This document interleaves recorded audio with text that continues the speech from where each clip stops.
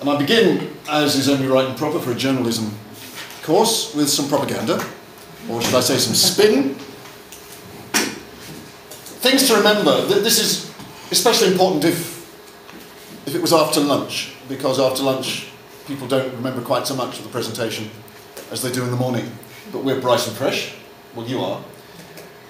5 things I like people to bear in mind. First thing is that it works. Now, this can be discussed, but our reports, which look at a range of studies, most of which are not commissioned by us, but which are just done, show that we have reduced the disparities between the regions. That's our job. Making the conditions right for poorer regions to catch up with the rest, that's always been our primary task. It still is our primary task.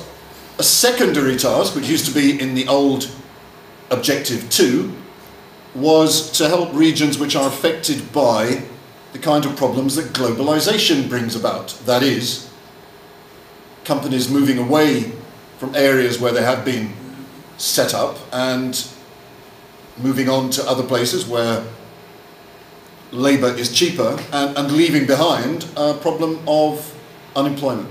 So there's 2 elements, and both of these have been effective, and the studies show this. And if you talk to, for example, Navarro, the minister in Spain who's responsible for the structural funds, very simple, much more direct than many politicians. And it's quite moving, because he says 25 years ago, Spain really was part of the third world, effectively.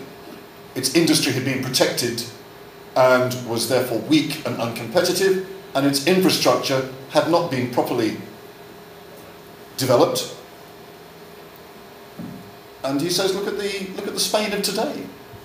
A total contrast. And not only that, the Spain of 25 years ago was not the first example he would have put forward of democratic stability.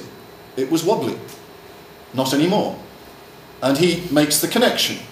As development has taken place, as modernization has taken hold, as the economy of Spain has become stronger, so has democracy.